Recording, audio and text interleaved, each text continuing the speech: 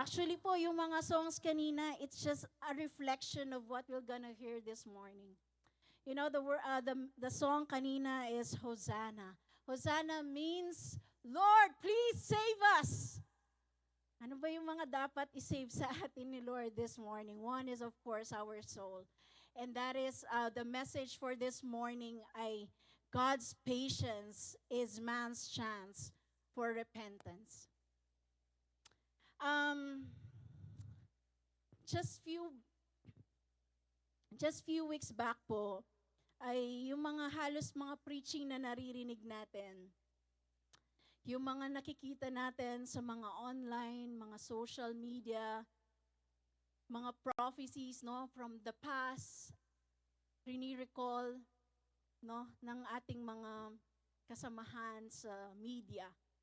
For what? For giving us the warning that the end of times is coming. Kung minsan po tayo, no, nag-iisip, kailan nga ba?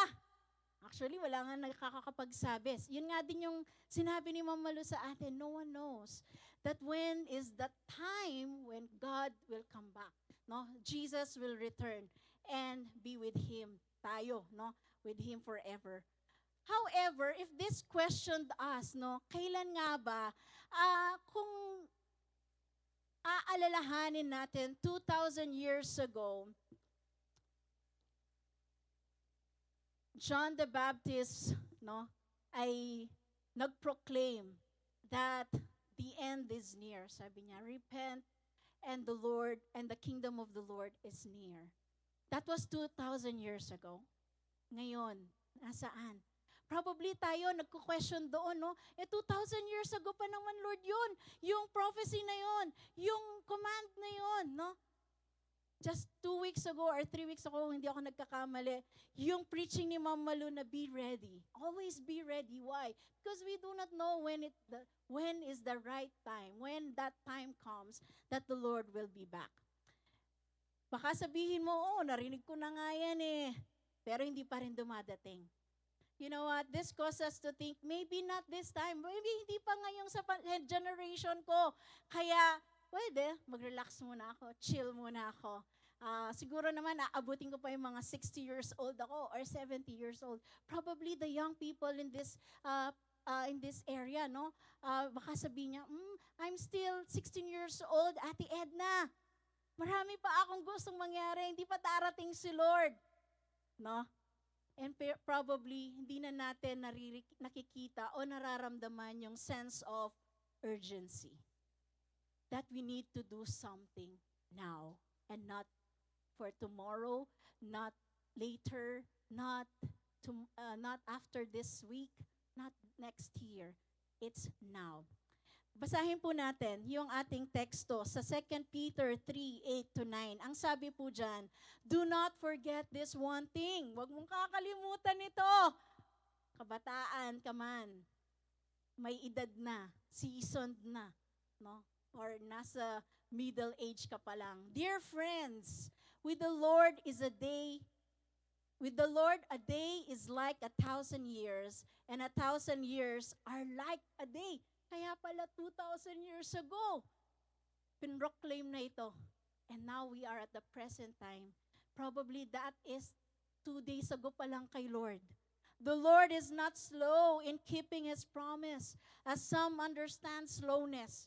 Instead, ano yung ginagawa ni Lord sa atin? Ano yung pinapakita ni Lord? Instead, He is patient with you, with me, not wanting anyone to perish, but everyone to come to repentance. Pwede po ba akong makarinig ng malakas na amen dyan? Naintindihan po ba natin, sabi niya dito, 1,000 years sa atin, kay Lord, a day lang. Lord, 2,000 years ago, there was already proclaimed that your second coming is at hand. Ba't hindi pa rin nangyayari ngayon? Baka bukas na. Mamaya na pala yun. Kasi 2,000 is just a 2-day kay Lord. But, sabi nga dito, na it tells us once again, our timing is not the same as God's timing. Amen? Do you believe that? Hindi pareho ang oras natin sa oras ng Panginoon. However, the Lord is very consistent. Lagi, year after year, month after month, preaching, the same preaching, that we need to really do something today, not waiting for that time to come. We need to repent now that we heard it, not tomorrow, not years later, but now. Sabi mo sa katabi mo, ngayon na ang oras mo. Ay, baka anong ibig sabihin ng yan na ang oras mo? No, hindi naman po. Ngayon na ang oras mo to act, to do something. Ano ba yun, Ate Edna? Ano ba yung gusto mong ipagawa? Hindi po ako. Anong gustong ipagawa ni Lord sa atin? God's timing reflect His great patience. No? Sabi niya dito, huwag mong titingnan na slow sa pagkikip ng promise ni Lord na siya ay darating. Sabi niya, but He is reflecting, no? That word reflects that the Lord is very patient with us. Even, imagine mo, thousands and thousands of years na ang nakakaraan. Hindi pa rin bumabalik si Lord. Bakit kaya? Because He's so patient with me. He's patient with you. Kasi hinihintay ka pa niya. Di ba, Ate Edna, nandito na ako sa church, nag-church na ako, di ba na-born again na ako 20 years ago, 30 years ago, 1 month ago, 1 week ago, Christian na ako, okay na ako. But you know what? He set His time. The Lord uphold, no? The Lord keeps His time so that we have that chance to repent.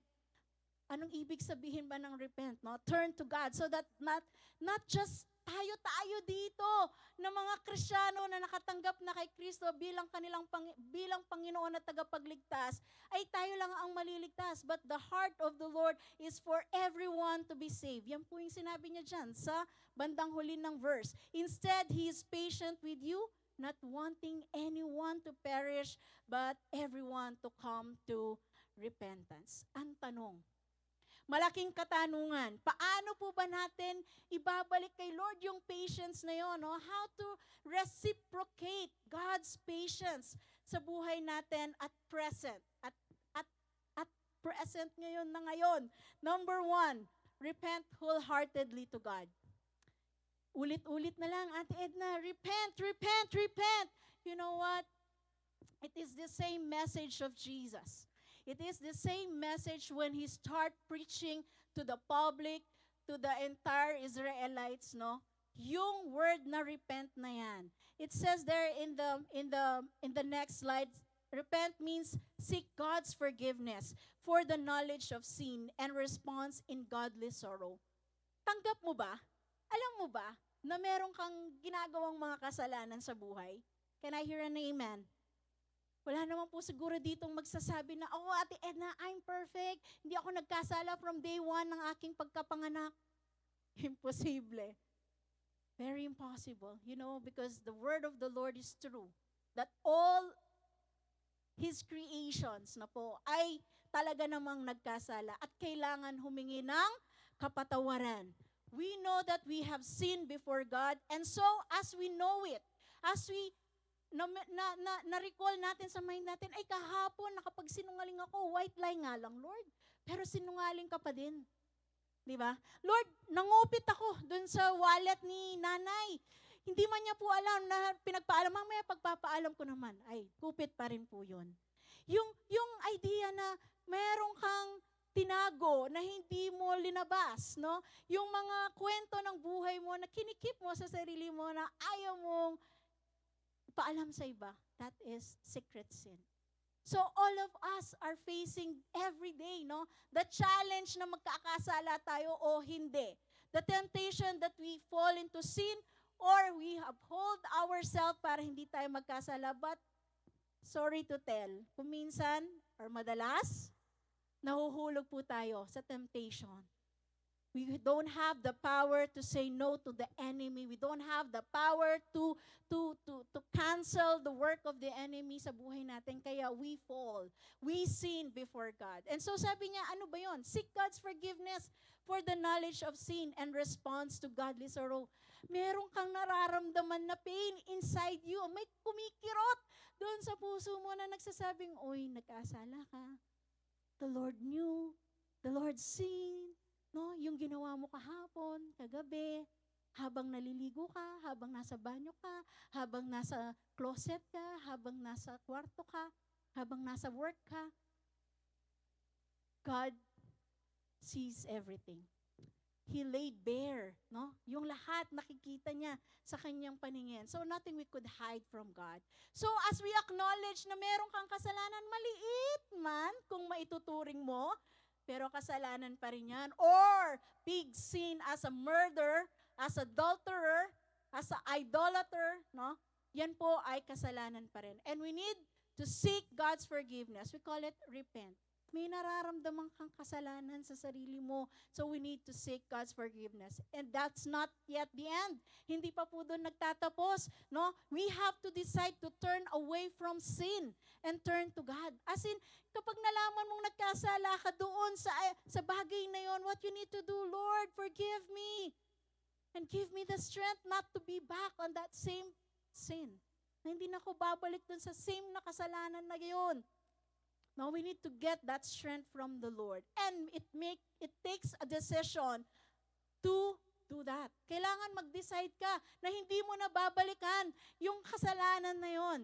Amen?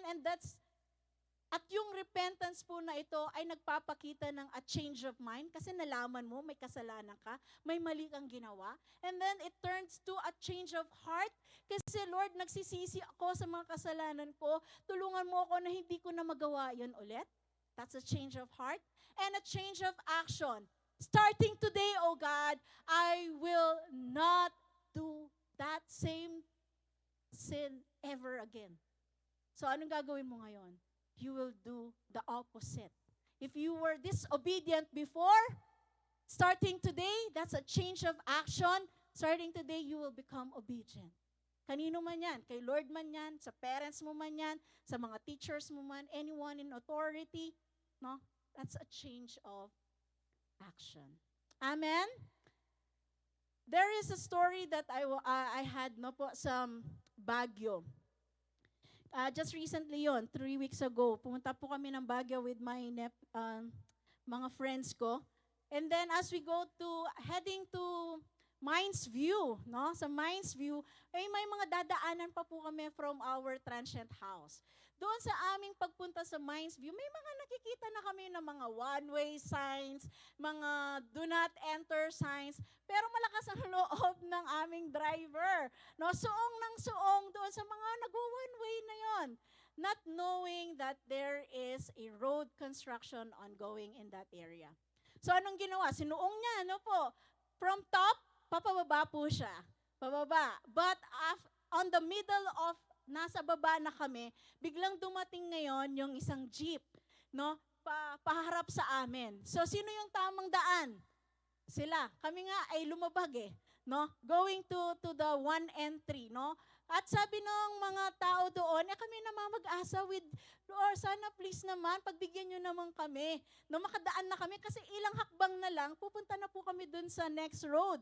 Kaso, yung nasa jeep, malakas din po ang loob niya. Sinuong niya talaga yung jeep niya doon sa front ng van namin. So, anong gagawin namin? Nagpuput-putan po sila. Put-putan ba yun? I don't know. But they use the bus para to give us signal na kailangan bumalik kami doon sa taas. Paano tataas? Hindi nga siya makapag-U-turn kasi half of that way is on construction, ongoing. At so, anong kailangan gawin ng driver? Pabalik, pataas. But you know what? It took him so many minutes para magawa yon. Ang ending, hindi pa rin niya po maitaas. So what we need to do is mag-unload kami. Aalis kami doon sa van para maging light yung van at makaakyat. But sorry to tell, hindi pa rin po siya nakaakyat. And what the construction workers did, kinuha na yung manubela, ako na ang magmamaneho niyan at iaakyat ko. But it took them also several minutes para po yun ay makaangat. Ang ending, lahat na ng mga boys doon ay pinagpupush na lang paakyat yung van para umakyat. What's the moral of that story? Hindi po dahil wag kayong pumunta sa mga one-way lang, no? Kung minsan, kailangan po ay marunong tayong mag-heed ng warning. Yung mga warnings that tell us, oh, repent, repent, repent. Naririnig na natin yan. Pero sigit pa rin lang tayo ng sigit. Lord, hindi pa naman ngayon. Bukas na lang. Ako magre-repent, mag-a-ask ng forgiveness. No, next month na lang. Hindi pa ako masaya sa buhay ko. Kailangan mag-enjoy muna ako sa life ko. No. Today, as you hear the signs, kayo rin po yung mapapahamak. But you know that the heart of God is not for one to be perished, but everyone to be saved. Amen?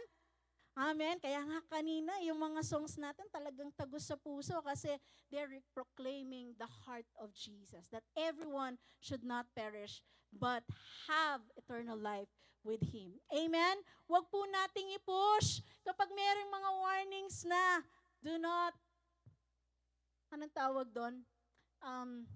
Isang tabi. No? Yung mga naririnig po natin, balik na tayo kay Lord. Kailan? Now, not later, not after the preaching, but even at your present seat. Tanggapin mo na, Lord. Alam ko nagkasala na ako sa iyo. Please. Baka hindi po ako magtapos dito, no? But I'm not sarcastic, but that is true. That we need to really repent now, as in now. N-O-W. Amen? Amen. So sabi niya po dyan sa next slide natin, godly sorrow brings repentance that leads to salvation and leaves no regret. But worldly sorrow brings death. Sabi ng 2 Corinthians 7:10. God's patience gives us the chance. No? Ito po yung tinatawag na grace period ni Lord. No? Yung grace period, yung kahit na stricto si Lord, no? Strict to His word, strict to His promises, but He's so merciful and gracious enough na bigyan tayo ng mga grace period na sinasabi, no? Yung kahit na alam niya ng you deserve it, and yet He gives us the anong tawag doon? Yung period, yung time na pwede ka pang mag-repent. Alright? So be back with God and genuinely change our hearts from what? Disobedience to obedience, from selfishness to selflessness, idolatry to loyalty, lukewarmness, no, to burning desire to love God back. Sana po kung as you recall yung mga ginawa po natin in the past, if we have realized now kung ano yung mga ginawa natin sa nakaraan, and it caused the Lord pain, it caused the Lord's heart, no, ng pain because we have sinned before God. We have sinned before men. We have sinned before ourselves. No? Ay kailangan po natin na ngayon ay mag-repent na. Lord, please forgive me. Help me to overcome that sin so that I will not sin anymore before you. Ano po, sana yan po yung puso ng bawat isa sa atin. Repent and be baptized, every one of you, in the name of Jesus Christ for the forgiveness of your sins, and you will receive the Holy Spirit. Sabi po yan ni Peter, no, sa Acts 2:28. It was already been declared 2,000 years back na kailangan mag-repent ng tao. Kailangan mag-repent ka. Kailangan mag-repent ako. And even Jesus Himself in Matthew 4:17, ang declaration ni Jesus Himself from His mouth, no, from His lips, sinabi niya, repent for the kingdom of heaven has come near. Kay Jesus to. Kay Jesus po, mga words ito. Sabi ng Diyos, repent for the kingdom of heaven has come near. In Ezekiel 18:32-34-30, ang sabi po dyan, is we need to repent. Ang sabi po, therefore Israelites, I will judge each of you according to your own ways, declares the sovereign Lord. Repent, turn away from all your offenses, then sin will not be your downfall. Verse 31, read yourselves of all the offenses. I believe there is another slide there. Pakipost po, yan po yung sa Ezekiel. And then sabi niya, verse 31, read of yourselves of all the offenses you have committed and get a new heart and a new spirit. Why will you die, people of Israel? For I have no pleasure in death of anyone. Tingnan niyo yung puso ng Diyos. Kasalanan na natin, tayo na yung gumawa ng hindi kagandahan sa buhay natin, and we deserve to be punished, but the Lord's heart is this: I take no pleasure in the death of anyone, declares the sovereign Lord. Repent and live. Sabihin mo sa katabi mo, repent and live. ay meron pong hindi sumusunod. Sabihin mo sa tabi mo, repent and live.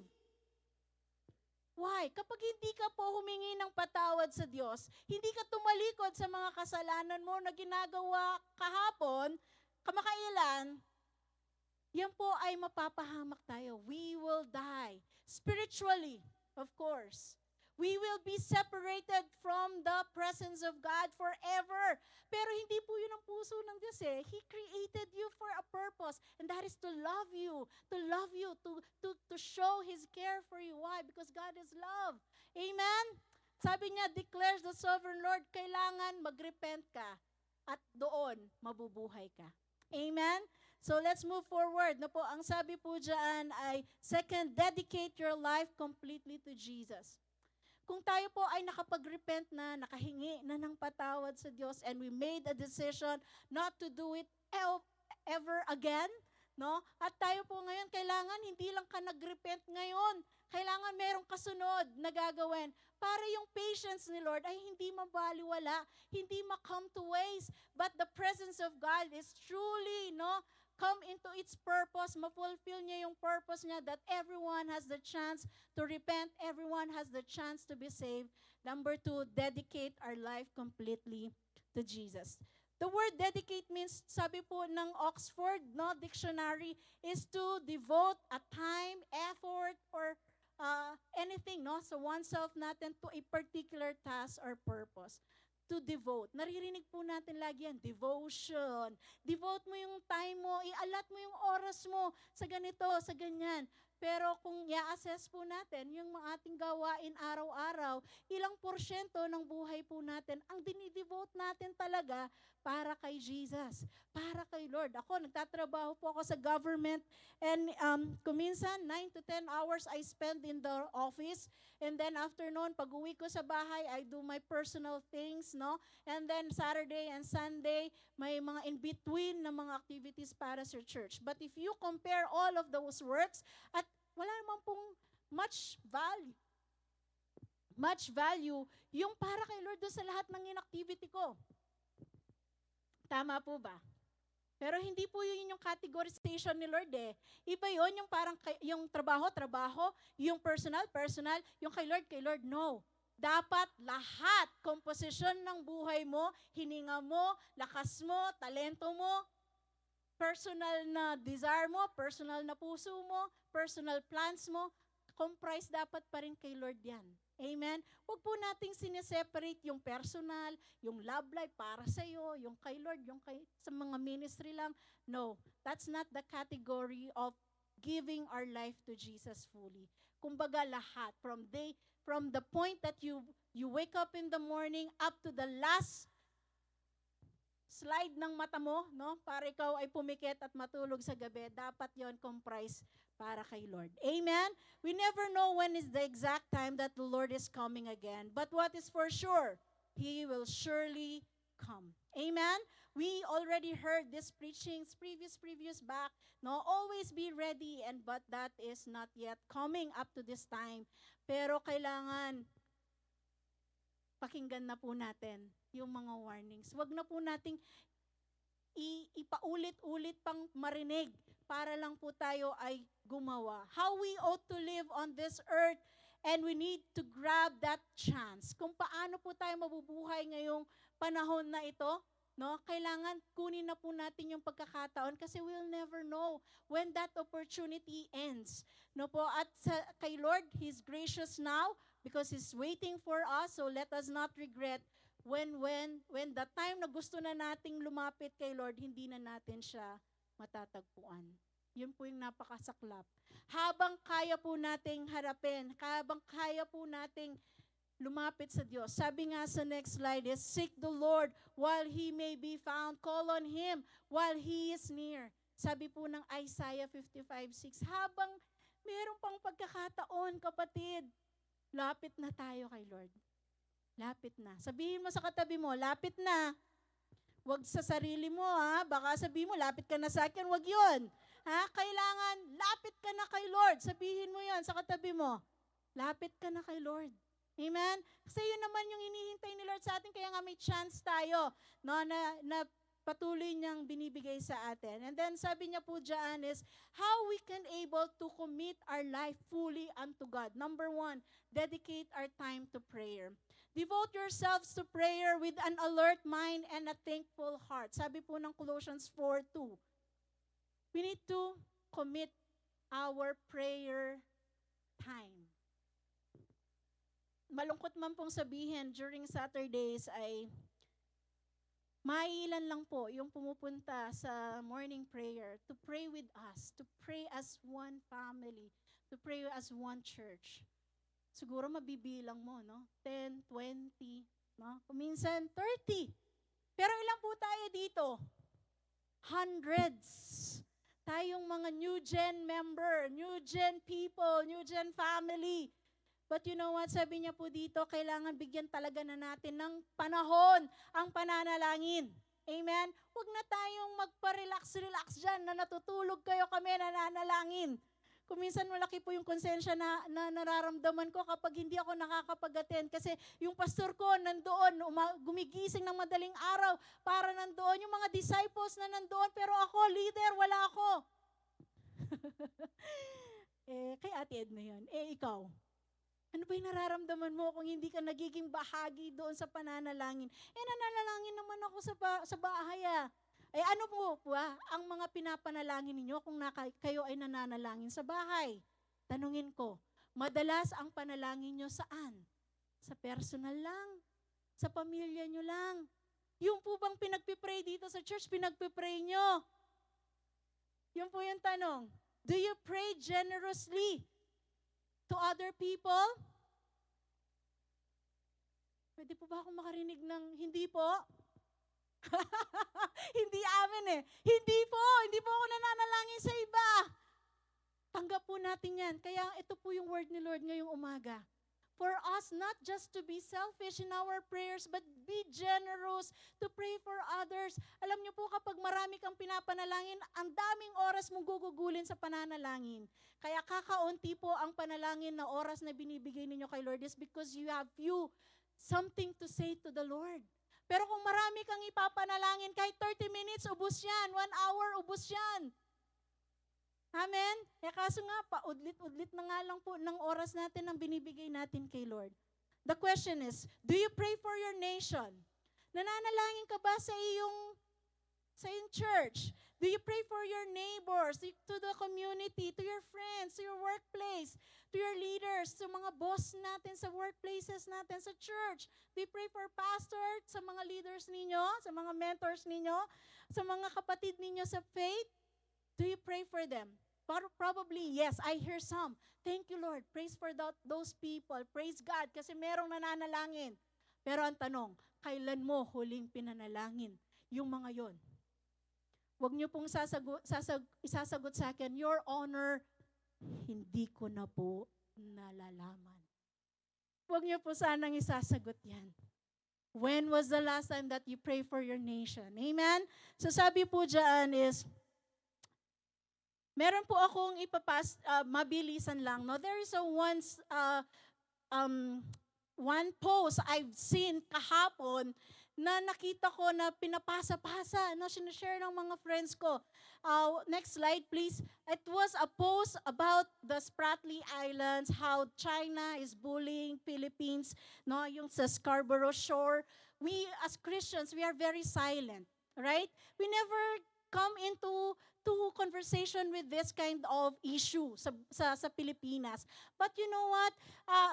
As one mentioned there, sabi niya, be it known to all. I continue to hope that the Filipino who had been rendered deaf and mute in defending the interests of our nation will one day be able to sing, fully embody our national anthem weeks after weeks, every Monday. Kami po and Friday, kami ay nagpa-flag ceremony, no? At kinakanta namin ang Lupang Hinirang. Kayo po ba ay tandaan nyo pa yan? Baka yung mga grade school alam.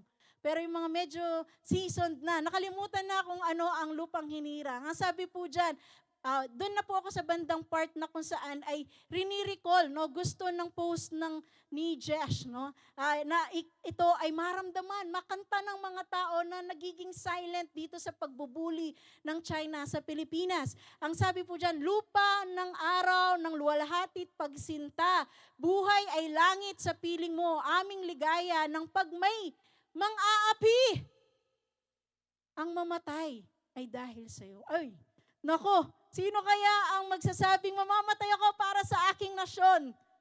Parang wala naman, no? Kanta lang ito, pero wala sa puso. But you know what? If you really sing this song with your heart, you have the responsibility to protect your nation. Ang tanong, meron ka bang kapangyarihan? May weapon ka ba na panlaban sa China? Ang China, napaka-powerful po yan. And that's the truth, no? Walang lalaban kay China. Amen? Pero tayong mga Kristiyano, may panlaban tayo. Amen? Anong panlaban natin? Yung panalangin mo, kapatid. Start praying now for your nation. Start praying now that the Lord will protect the Philippines over the bullying of China. Nakwento ko po ito kahapon sa morning prayer because ako po yung na-assign na mag-share doon. One of my co-workers po sa DepEd ay nag-share sa amin, no, during our fellowship there that she, no, ay may kapatid na high-ranking official sa PNP and meron silang nakuha na tip, no, it's a confidential tip that China is really attempting to wage war sa Pilipinas. Now, ang dami ng strategy na ginagawa ng China just to enter and conquer our nation. One island to another island. Kung makikita nyo po yung ating visual dyan, yung some part doon na kinukuha ng China, yung Scarborough Shore at yung Spratly Islands, those are our territories. But the Philippines is doing a amicable settlement with China. No? Ayaw niyang makipag-away sa China. But you know what? That's good.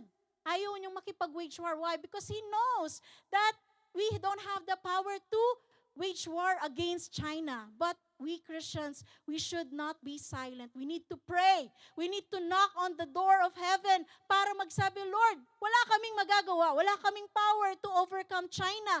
But you have the might. You have the power to overthrow China. Amen? Amen po ba dyan? Baka ako lang po yung nakakaranas ng panginginig sa China, no? Tayo po dapat ay merong puso na pananalangin yung ating bansa. Starting today, commit to pray your nation. Lord, put shame China. Why? So that China will know who God of the Philippines is. Sino ang Diyos ng Pilipinas? Just recently, a few hours back, kahapon ng gabi, meron pong mga video na naglabasan na naman sa Facebook. One is nag-suicide, tumalon sa Nepo Mall, near to the elevator, yung isang tao doon. And so, nakita nyo po yan sa Facebook. It's roaming sa Facebook. Nagiging viral ang suicidal, public suicidals. But you know what? If you have the heart to pray for these people, you don't know them, right? And madalas, pag hindi mo kilala, wala kang concern. Pero kay Lord dapat, as we live and commit ourselves before God, that everything in our life is kay Lord, kailangan ipanalangin din po natin yung mga yan. No? Makat na yung suicidal na yan sa bansa natin. Ang daming mga kabataan, matanda, no, na nakakaranas ng pain, nakakaranas ng hurt, na hindi na nila kayang makontain ng mind nila and so they end up killing themselves. In public, hindi na yung discreet. Dati, discreet lang ang pag-suicide. Ngayon, kailangan ipakalandakan mo sa buong Pilipinas na ikaw ay nag-suicide. And we need to condemn that. Amen? We need to put that in prayer. Hallelujah. Can I hear an amen? Amen. So we need to pray for these people. As you scroll down sa mga Facebook, social media ninyo, pag may nakita po kayong nakaka-concern, no? Yung mga taong nagpo-post ng ano yung nangyayari sa buhay nila na pangit, no? The words that they hear from other people, yung mga pressure na yan, nagiging viral din, no? Pressure sa family, sa relatives. Kaya anong ginagawa, no? Nagtitake ng life nila. But it's not. We should act something and that is to pray for them. So devote our time in prayer. Ang dami po ninyong ipagpupray kapag kayo ay nagpa-Facebook. Di ba? No? Wag lang pong enjoyment ang pag-Facebook ha. Kailangan a time for you to meditate. Lord, napakalungkot ng buhay ng tao na to. Please pray. And then pray for that person, even you don't know. Nakita mo may sakit, pinos, kailangan ng help, you pray for that person. And if you're willing to give financially, do it. By all means, no? Because that is how we devote our life before God. Amen? And then sabi niya, number 2 is dedicate our time to meditate God's Word. O sabi nga din naman ng maraming mga preacher, gasgas na yan, araw-araw. You know why? Why the Lord is keeping telling us every day and every day, every cell group, every Sunday, every mentoring, na magbasa ng Bible because that is their basic way of getting strong. Amen? Walang pwedeng makuha ang kalaban o ng enemy or sino man sa tao na nasa paligid mo kapag ang salita ng Diyos nasa puso mo. Pwedeng mawala lahat, kayamanan, posisyon, no? Pwede mawala. Pero yung mga words ni Lord na naka-curve sa heart mo, yan lang ang pwede mong mapagsandi. Ano tagan? You can cling on them when the time right comes na ikaw ay kailangan mo ng lakas through the word. Amen? So we need to make sure, never stop reciting, sabi ng God's Word Translation, never stop reciting these teachings. Anong sabi? Never stop. You must think about them day and night so that you will faithfully do everything written on them. Only then you will prosper and succeed.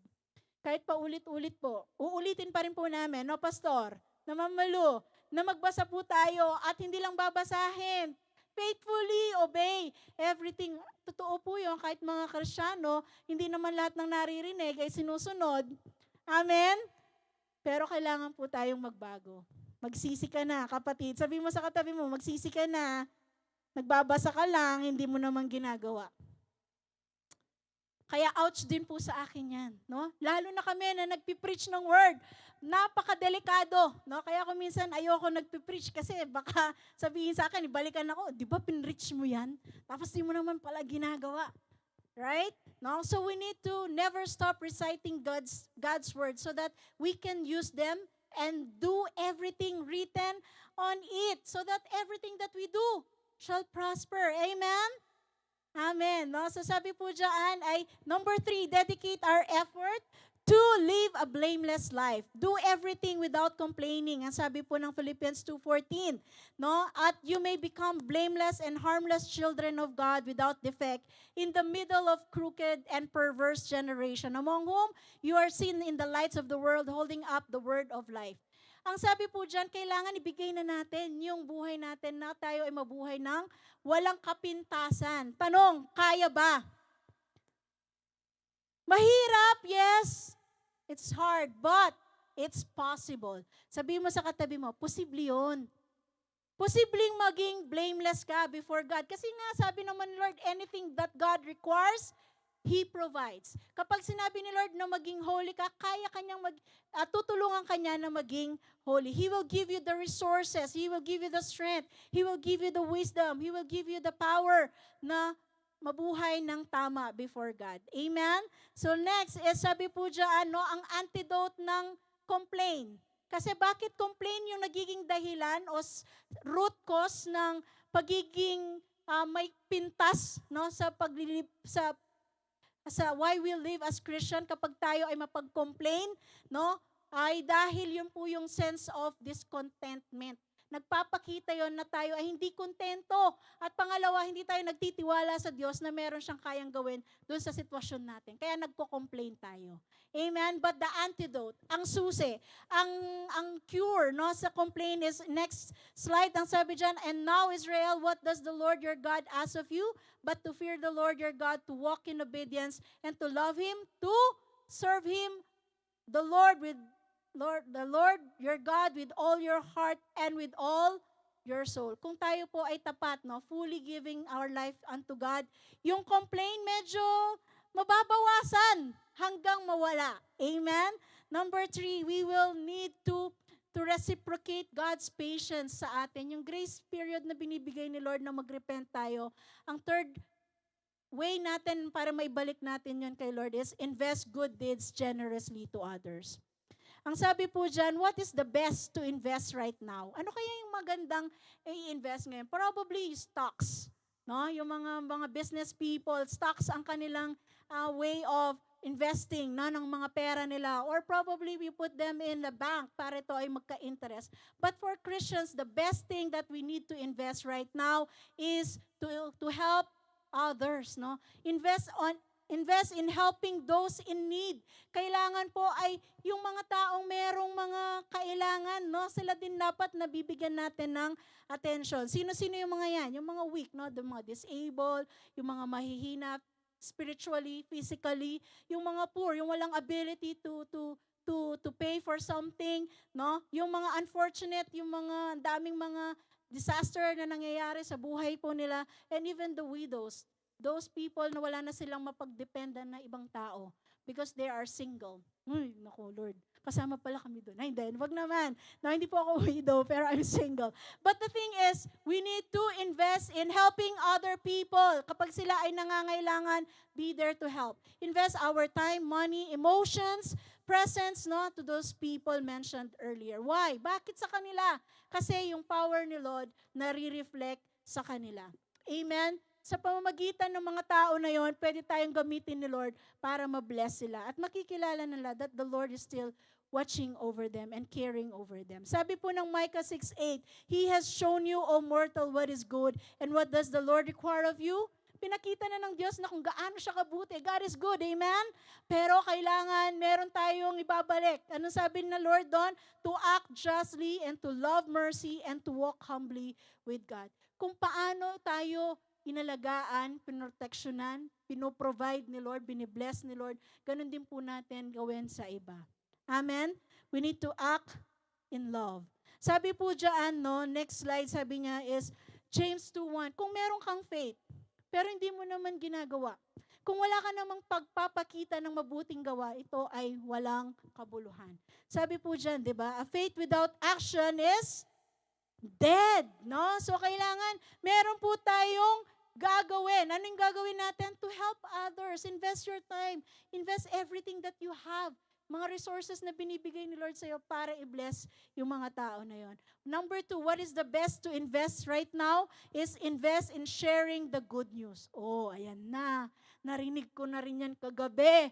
No, kailangan ko yan. No, kailangan po natin marinig ulit that we need to share the gospel. The heart of God is for everyone, no, to be saved.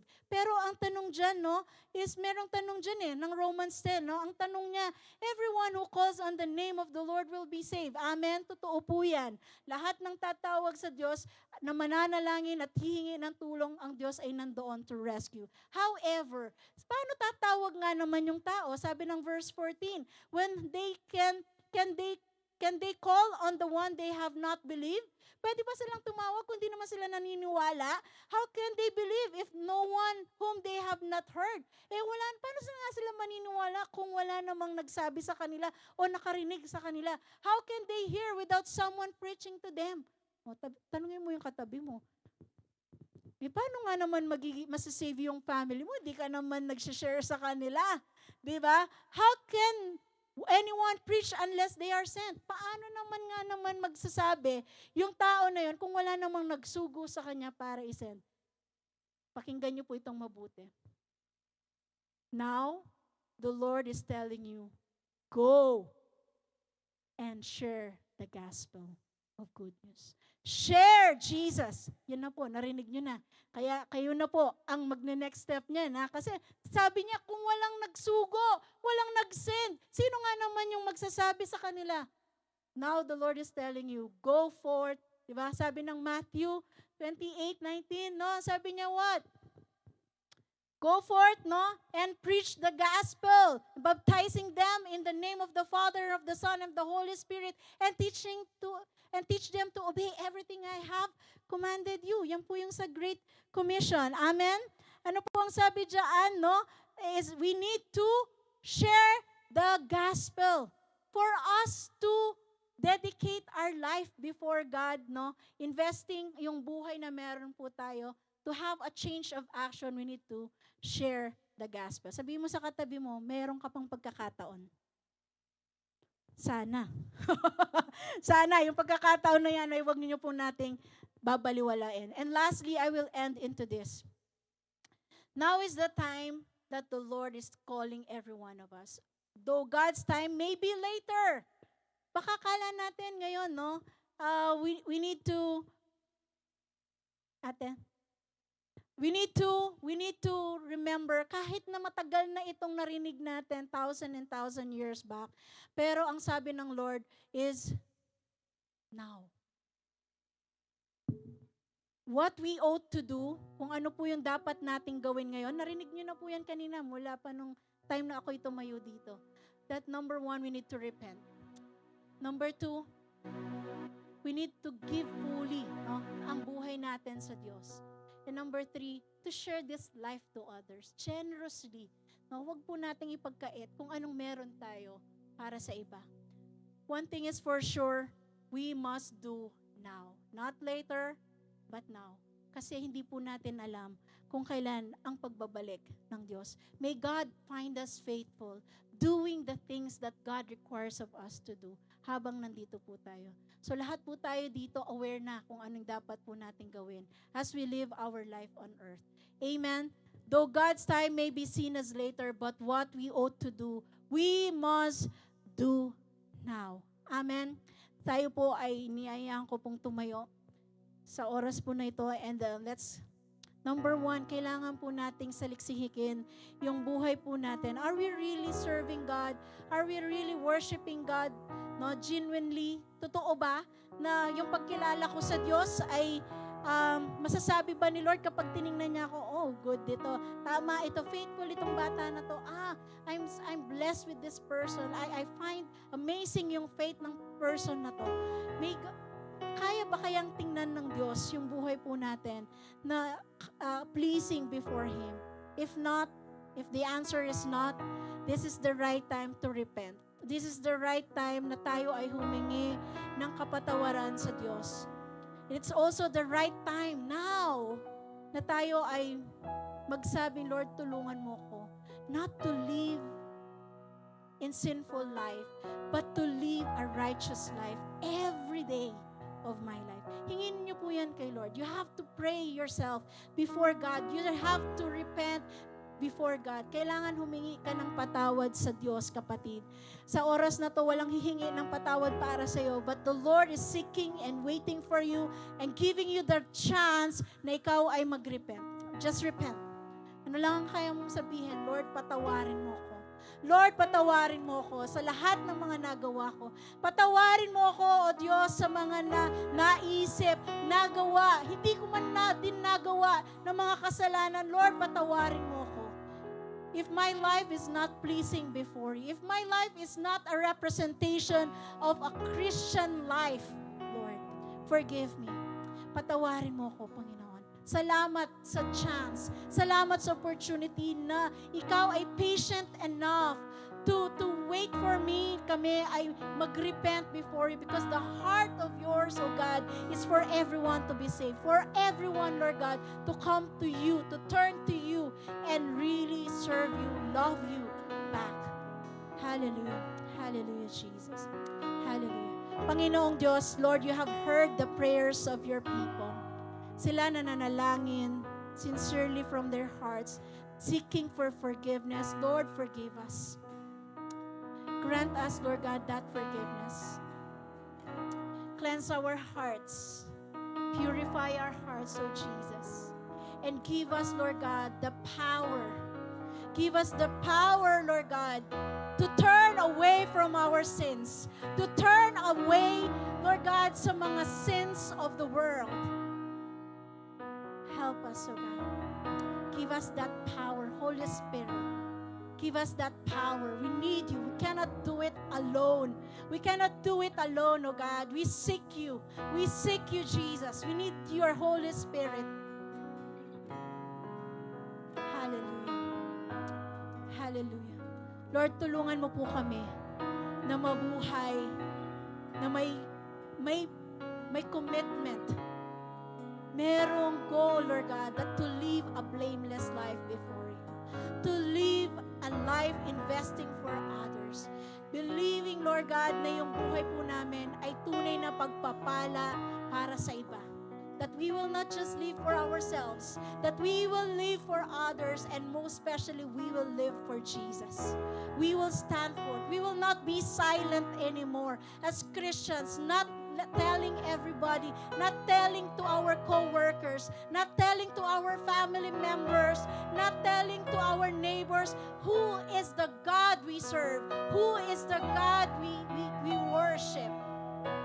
Help us, O God, to be bold enough to stand before public, before the people, Lord God, to share the word of hope so that these people will hear the word, so that these people will acknowledge you as their Lord and Savior. Use us. Gamitin mo kami, Panginoon. Here we are, O God. Use us. Here we are, O God. Use us. Kapatid, sabihin mo sa Diyos yan. Sabihin mo na gamitin ka ng Panginoon. Sabihin mo sa Diyos that you are willing to be used by God so that the word of hope, the word of salvation will be heard sa mga taong hindi pa nakakakilala sa Diyos. Commit that to Jesus. Commit that promise to God that you will be used for His glory, that you will be used to share the gospel to many people so that they will be saved. As the heart of God, everyone will be saved. Everyone will come to repentance, that no one will be perished. Lord, thank you. Thank you, God, for that promise. Thank you that we are saved.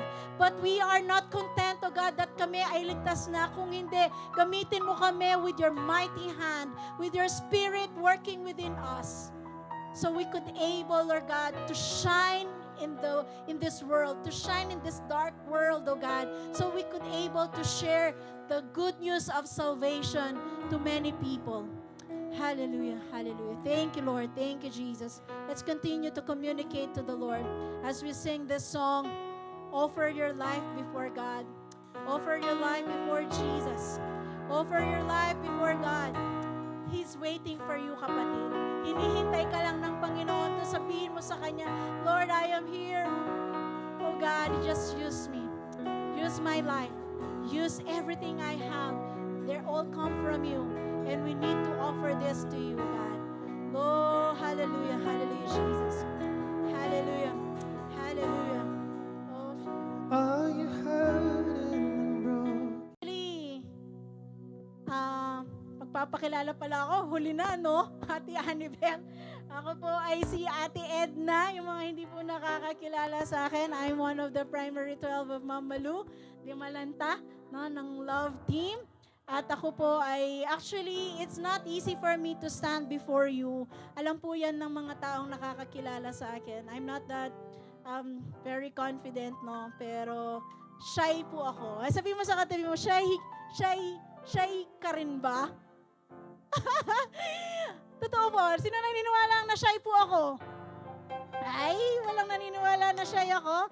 Si Lord alam po niya na mahiyain ako. Hindi po ako tagalabas, no, na, anong tawag doon, Ate Hannibal? Extrovert. Ako rin po ay introvert. Kung lahat ng tao ay katulad ko, magsabi ng amin. Ay, buti na lang wala, no? Ibig sabihin mga extrovert po kayo. Ayan, no? So, in 1 Peter 5:6-7, ang sabi po dyan, humble yourselves, therefore, under God's mighty hand, that He may lift you up in due time. Cast all your anxiety on Him, because He cares for you. Ako minsan nahihiya po tayo sa tao, no? Nahihiya tayo sa ibang tao, pero pag wala na tayong choice, kinakapalan na natin ang mukha natin kapag may pangangailangan tayo. Amen? No? Yung mga sagad na dun sa desperation nila, kahit ayaw nating lumapit sa ibang tao to ask help, napapatulong tayo, napapahingi na tayo ng tulong. Ako po, ganun ako ang personalidad ko. I don't go to people to ask help. Ako po yung isang taong mahihiyain na humihingi ng tulong sa iba. I came to a point where in my life po is, galing ako ng Korea, no, to do mission, and then I came sa Philippines 2010. At nung po ako ay bumalik sa Pilipinas, I don't have a work, no, nababalikan. So I waited for several months or even years bago po ako nakapagtrabaho ulit. And during the time na wala po akong trabaho, syempre, alam na natin ang kwento pag ganyan. Wala tayong means, no, to buy something or even dun sa mga basic needs. So, alam niyo po ba, dahil mahihiyain ako, hindi ako humihingi ng tulong. Dumating po dun sa point na walang-wala talaga ako. Even 5 peso in my wallet. Wow, talagang iyak na iyak po ako kay Lord. And you know what? I even did not ask other people to help me. But one of my family members, binigyan po ako ng pera. Di mo ba nakakaiyak yon, no? Yung, alam mo, ayaw mo humingi ng tulong, pero may biglang nag-abot. And the Lord, I believe, touched that person's heart para ako po ay ma-refresh, no? Binigyan ako ng pera. But as I received that money, ako po ay umiiyak sa Panginoon and I declare to the Lord, Lord, do not let this thing happen ever again in my life. I don't want other people to give me money dahil wala akong pera. Sino po yun dito yung nagdi-desire na ayaw niyong binibigyan kayo ng pera, kayo dapat ang nagbibigay. Amen. Ang sakit po sa loob ko nun. I really cried before God and I said, from that time on, never po akong humingi sa ibang tao. Saan ako humihingi? Kay Lord. No? And He surely blessed me everything I need. Hindi man po ako ka-super yaman ng kakilala natin dito, no? Pero I am rich before God because everything I need, He supplies. Amen? Kailangan lang humbly before God. Come before Him and kung nahiya ka sa kapamilya mo, nahiya ka sa ibang tao to ask help, kay Lord, huwag kang mahiya. Sabi mo sa katabi mo, huwag kang mahiya kay Lord. Huwag kang mahiya kay Lord. Why? The Lord is willing to help us and supply every single concern ng buhay natin. Amen? Sino ngayon dito ang magsasabing, Lord, masaya ako dahil ikaw ang nagbigay ng ikakaloob ko? Tayo po ay tumayo, no? Raising our love offering, our tithes before God. No? I-surrender natin. Kung kanina, yung buong buhay natin, pati bulsa, surrender mo na yan kay Lord. Ha? Kung gusto mong mapuno yan, kailangan ilabas mo. Tama, di ba? Kung hindi naman ilalabas yan, walang pupunuin si Lord. Ang problema, wala nga po Lord eh. Imposible. The Lord is good and He's faithful enough to bless us. So lahat ng kailangan mo para magkaloob, He will provide. What God requires, He provides. Amen? Pag sinabi niyang joyfully give, bibigay niya sa iyo yung means para maibigay mo kay Lord. Amen? Tayo po ay manalangin. Lord, thank you God. Thank you Jesus that you are always open arms, oh God, waiting for us. And as we seek you, Lord, as we ask for help, as we offer our needs before you, alam po namin, Panginoon, you're always there, ready to help, ready to give, Lord God, what we need, ready to provide every single need, Lord, na kailangan ng iyong mga anak. Lord, as we have our tithes and offering, Lord, na ibibigay sa iyo this morning, i-bless mo yung mga hands, i-bless mo yung mga hearts, i-bless mo yung lahat ng mga nagkakaloob, Panginoon, so that they would recognize who you are sa buhay po nila, Panginoon. And to those who have no means yet, Lord, show your mercy upon them. Show your grace upon them, O God, so that they will able to see the goodness of the Lord. And they will also return that goodness through their giving, through their love offering, through their tithing to the church. And use this money, O God, use these blessings to make this church, Lord God, work peacefully, ng maayos, Panginoon, and use that money, O God, to able to share the word of life, to share the word of salvation to many people. Thank you, Jesus. Thank you, Lord. This we pray in Jesus' mighty name. Amen and amen.